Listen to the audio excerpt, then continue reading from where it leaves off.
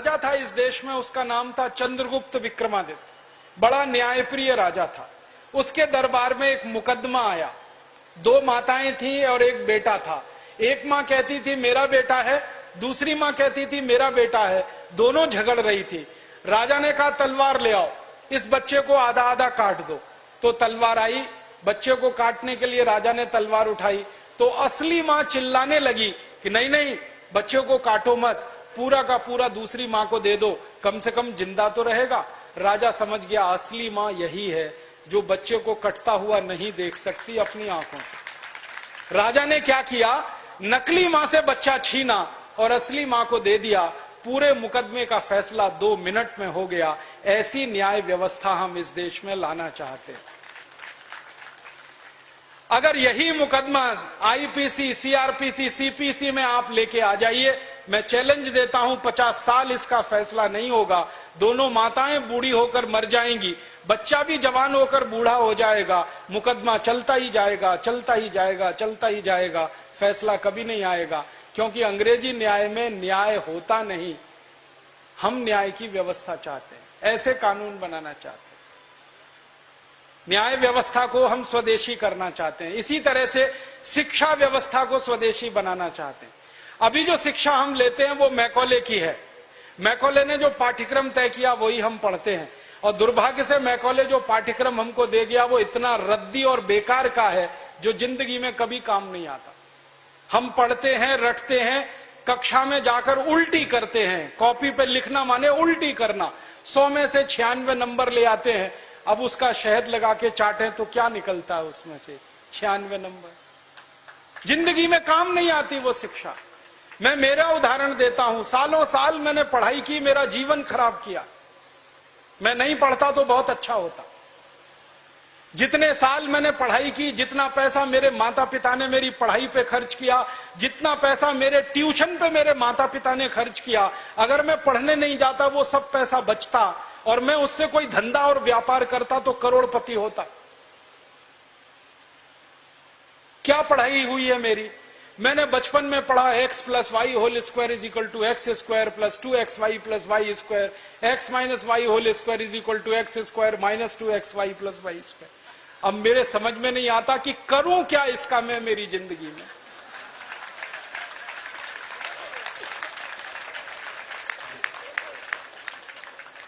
मेरे गणित के प्रोफेसर ने मुझको पढ़ाया, मैंने रटा, रट रट के दिमाग खराब किया, घंटों घंटों बर्बाद किए, किलो किलो कागज मैंने लिख लिख के खराब किए, और वो मेरी जिंदगी में आज तक काम नहीं आया। x + y होल स्क्वायर क्या करूं मुझे मालूम ही नहीं। मेरे गणित के प्रोफेसर को एक दिन मैंने कहा कि आपने मुझे ये क्यों पढ़ाया x + y होल स्क्वायर, मेरी जिंदगी में तो काम नहीं आया। तो मेरे गणित के प्रोफेसर कहते हैं यार काम तो मेरे भी नहीं आया, मुझको किसी ने पढ़ाया, मैंने तुमको पढ़ाया। ये भेड़िया धसान क्यों चला रहे हो इस देश में? जो काम नहीं आता वो क्यों पढ़ा रहे हो इस देश के बच्चों? बचपन में मुझे पढ़ाया गया अमेरिका का पहला राष्ट्रपति कौन, क्या करूं इसका? मान लीजिए मुझे मालूम है अमेरिका का पहला राष्ट्रपति जॉर्ज वॉशिंगटन, करूं क्या? मालूम है मुझे, क्या करूं इसका? मैं सब्जी खरीदने जाता हूं बाजार में, सब्जी वाले को कहता हूं देखो मुझको मालूम है अमेरिका का पहला राष्ट्रपति जॉर्ज वॉशिंगटन था, वो सब्जी देगा क्या मुझे? फालतू में रटा रटा के मेरा दिमाग खराब कर दिया। अमेरिका का पहला राष्ट्रपति कौन? और मुझे इतना दुख होता है, तकलीफ होती है कि कोई मुझे ये पूछना शुरू करे कि तुम्हारे परिवार का पहला राष्ट्रपति कौन? मुझे नहीं मालूम। मेरे परिवार के राष्ट्रपति से मतलब मेरे दादा, दादा के दादा, दादा के दादा, दादा, कहीं से हमारा कुल शुरू हुआ ना, तो मेरे कुल का पति माने मेरा पहला पिता, वो कौन नहीं मालूम। और अमेरिका का पहला राष्ट्रपति मालूम है। और मुझे तो इतना दुख होता है कि अमेरिका का पहला ही राष्ट्रपति नहीं मालूम, 250 राष्ट्रपति मालूम है मुझे उनके, और मेरे कुल के 2.5 आदमी के नाम नहीं मालूम मुझे। मेरे पिताजी का नाम मालूम है, उनके पिताजी का, उसके आगे बढ़ता हूं तो सब ब्लैंक हो जाता है, याद ही नहीं मुझे। क्या करना है ऐसी शिक्षा से? काम की क्या है ये? बचपन में मुझको पढ़ाया कनाडा का क्लाइमेट कैसा, कनाडा का भारत का नहीं, कनाडा का। कनाडा की जलवायु क्या है, क्या करूं उसका कनाडा की जलवायु का। मैं तो कभी कनाडा जाने वाला नहीं, कनाडा मेरे घर में कभी आने वाला नहीं, उसकी जलवायु पढ़ के करना क्या है। मैं शिवपुरी में रहता हूं, मैं भोपाल में, ग्वालियर में रहता हूं, मुझे शिवपुरी की जलवायु मालूम है तो कुछ काम आने वाली है, कनाडा की जलवायु क्या काम आने वाली है। कभी जिंदगी में मौका मिला कनाडा जाने का, जिसका कोई दूर दूर तक संभावना नहीं है, तब जाके वो बात कभी काम आएगी। उसके लिए रट रट के, पढ़ पढ़ के दिमाग खराब कर दिया घंटों घंटों, ऐसा फालतू इतिहास पढ़ाया। अकबर बड़ा महान था, होगा, मैं क्या करूं। अकबर महान था, ठीक है, मैं क्या करूं उसका। मेरी जिंदगी में उससे क्या फायदा होने वाला है अकबर की महानता से। मतलब मैं कहना यह चाहता हूं कि जो ज्ञान हम ले रहे हैं हमारी शिक्षा में, वो जिंदगी में कभी काम नहीं आता। आप ईमानदारी से अपने बारे में एक दिन ये करना, मेरी बात है इसलिए नहीं, आपने जो जो पढ़ा है अपनी जिंदगी में याद करो, उसमें से कितना आपके काम आया। शायद आप 100 का नंबर निकालेंगे तो 5 भी काम नहीं आया, 5% भी काम नहीं आया। जो काम नहीं आया पढ़ा क्यों, फिर रटा क्यों उसको। और आप ऐसे सोचो, दूसरा उल्टा सोचो कि हमने जितना पढ़ा वो कितना हमें याद है। याद उतना ही रहेगा जो रोज काम आता है, बाकी कचरे को दिमाग निकाल के ऐसे ही फेंक देता है। जो याद ही नहीं रहे और काम नहीं आए, उसको पढ़ना और पढ़ाना क्यों। तो मैंने सोचा कि शिक्षा व्यवस्था बदलना बहुत जरूरी है। हमारे बच्चों के ऊपर इतना बोझा हो गया है, इस बोझे ने बच्चों को खत्म कर दिया। कभी कभी तो मुझे इतना अफसोस होता है, अखबारों में खबर पढ़ता हूं, 12वीं कक्षा का रिजल्ट आया, इतने बच्चों ने आत्महत्या कर ली। क्यों, फेल हो गए। बच्चे थोड़ी फेल हुए हैं, परीक्षा की पद्धति फेल हुई है हमारी, बच्चे फेल नहीं हुए। बच्चों के बारे में तो सारी दुनिया कहती है कि वो तो कच्ची मिट्टी के घड़े के जैसे हैं, जैसा आप शेप दोगे वैसे हो जाएंगे। हमारे बच्चों को हमारे अध्यापक और परीक्षा वाले शेप नहीं दे पाए, इसलिए परीक्षा पद्धति फेल हुई है, बच्चे फेल नहीं हुए। मुझे तो कई बार ये कहने के मन करता है कि बच्चों को फेल करने वाले अध्यापकों को फेल करना चाहिए, क्योंकि उन्होंने पढ़ाया नहीं ठीक से, समझाया नहीं बच्चों को ठीक से। और इस शिक्षा पद्धति में क्या भेड़िया धसान है।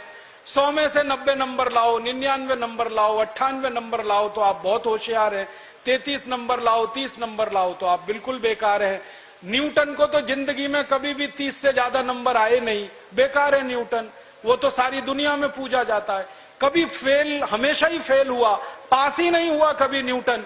स्कूल वालों ने निकाल दिया उसको कि हर बार फेल हो जाता है, ये पढ़ने लायक नहीं है। जब स्कूल ने निकाल दिया उसको, तब उसका दिमाग खुल गया और उसने गिरते हुए सेब को देख लिया और उसने गुरुत्वाकर्षण का सिद्धांत दे दिया। जो आदमी स्कूल में फेल हो गया था, अब सारी दुनिया उस पर पीएचडी करती है और उसके गुणगान करती है। माने फेल और पास होने से किसी व्यक्ति के जीवन का कोई लेना देना नहीं। आप आइंस्टाइन की अगर कहानी पढ़ोगे तो आइंस्टाइन तो 9 कक्षा के आगे पढ़ नहीं पाया कभी, निकाल दिया स्कूल ने उसको, क्योंकि वो कुछ और सोचता रहता था। स्कूल ने निकाल दिया और निकालने के बाद सारी दुनिया में E=mc² का जो सिद्धांत दे दिया, सारी दुनिया उसका गुणगान करती है और एक ऐसे आदमी को पूछती है जो स्कूल में 9 क्लास के आगे बढ़ा ही नहीं। मतलब मैं कहना चाहता हूं, 9 पढ़ जाए, 10 पढ़ जाए, 12 पढ़ जाए, 16 पढ़ जाए, इससे कुछ लेना देना नहीं। ज्ञान जो है ना, डिग्रियों से नहीं तौला जाता। ज्ञान अलग चीज है, डिग्रियां बिल्कुल अलग चीज है। मैं तो इसी देश की कहानी देखता हूं। धीरूभाई अंबानी 9 क्लास फेल हो गया, पेट्रोल पंप पे नौकरी करना शुरू किया और रिलायंस नाम का एक एम्पायर खड़ा कर दिया जो सारी दुनिया में 4.5 लाख करोड़ का है। 9 क्लास फेल आदमी 4.5 लाख करोड़ का एम्पायर खड़ा करके छोड़ गया। इसका माने ज्ञान का डिग्री से कोई संबंध नहीं है। घनश्याम दास बिरला 4 क्लास पढ़े, स्कूल और गांव छोड़कर निकल गए, लोटा लेकर कलकत्ता पहुंच गए, और इतना बड़ा खानदान बना दिया बिरला एम्पायर, जो आज लाखों करोड़ का है। 4 क्लास पास आदमी ने किया। बिरला जी कहा करते थे कि क्लास पास करना कोई महत्व की बात नहीं है जीवन की तुलना में। तो हम जीवन को जीने वाली शिक्षा हमारे विद्यार्थियों को दें, ऐसी शिक्षा व्यवस्था हम बनाएं जिसमें डिग्री का महत्व ना हो, ज्ञान का महत्व हो, परीक्षा का महत्व ना हो, सीखने का महत्व हो, पढ़ाने का महत्व नहीं हो, सिखाने का महत्व हो। अध्यापक भी सीखें, विद्यार्थी भी सीखें, दोनों सीखने की प्रक्रिया में आगे बढ़ें। ऐसी एक शिक्षा व्यवस्था हम बनाना चाहते हैं। और ये पूरी शिक्षा व्यवस्था मातृभाषा पर आधारित होगी, ये अंग्रेजी पर आधारित नहीं होगी। अंग्रेज आए तो अंग्रेजी आई, अंग्रेज गए तो अंग्रेजी चली जानी चाहिए थी। क्यों हमने रख लिया इस अंग्रेजी को? अंग्रेजी में पढ़ाते हैं अपने बच्चों को, मार मार के सिखाते हैं, बच्चे बेचारे अक्सर उसमें फेल हो जाते हैं। हिंदुस्तान के बच्चे गणित में पास होते हैं, भौतिकी में पास होते हैं, रसायन में पास होते हैं, अंग्रेजी में फेल हो जाते हैं। होना ही चाहिए उनको अंग्रेजी में फेल, क्योंकि अंग्रेजी विदेशी भाषा है। मुझे आप एक अंग्रेज बताइए और दिखाइए जो हिंदी में पास हो जाए, तो मैं अंग्रेजी में पास होकर दिखा सकता हूं। जब कोई अंग्रेज हिंदी में पास नहीं हो सकता, तो हम भारत के विद्यार्थियों से क्यों अपेक्षा कर रहे हैं कि वो अंग्रेजी में पास हो? और अंग्रेजी भाषा नहीं है पास होने लायक, ये तो भाषा ही रद्दी है। इस भाषा का इतिहास जब मैंने पढ़ा, 5वीं शताब्दी में तो ये भाषा आई, माने मुश्किल से 1500 साल पुरानी है। हमारी भाषा तो करोड़ों साल पुरानी है। संस्कृत, हिंदी, मराठी, तमिल, तेलुगु, कन्नड़, मलयालम, ये तो 1500 साल पुरानी है। और दुनिया की सबसे रद्दी भाषा है अंग्रेजी, जिसकी कोई अपनी व्याकरण नहीं है जो शुद्ध हो और ठीक हो। आपको एक उदाहरण देता हूं।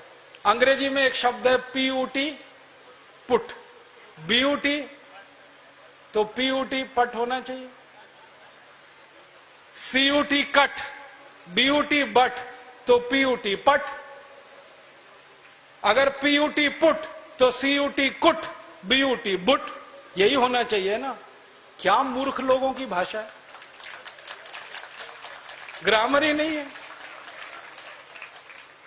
और परम मूर्खता की भाषा ये अंग्रेजी। एक शब्द है अंग्रेजी में, उसमें कहते हैं केमिस्ट्री, CHEMISTRY, केमिस्ट्री। तो यहां पे CH जो है ना का हो गया, ठीक है। तो केमिस्ट्री में CH का हो गया, तो चोपड़ा में कोपड़ा होना चाहिए।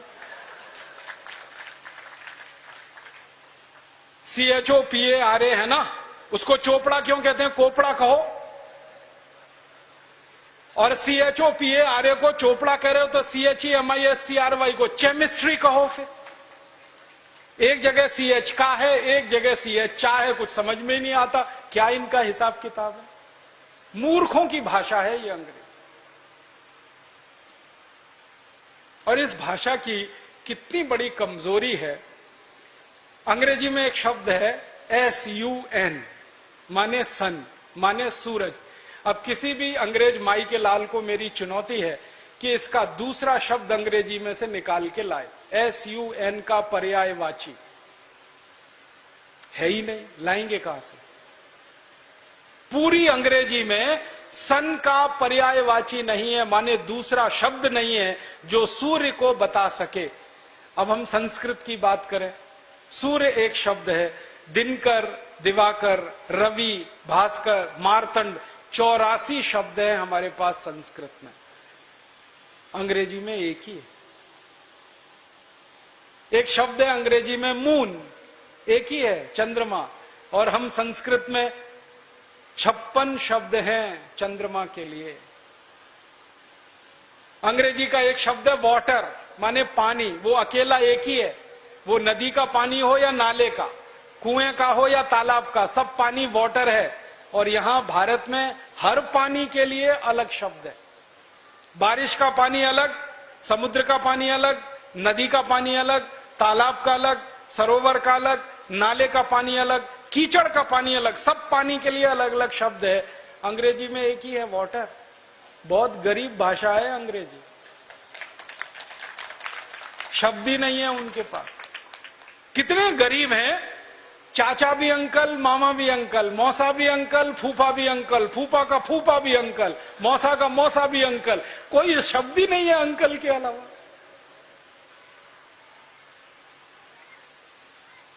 और चाची, मामी, मौसी सब आंटी, कोई दूसरा ही शब्द नहीं है उनके।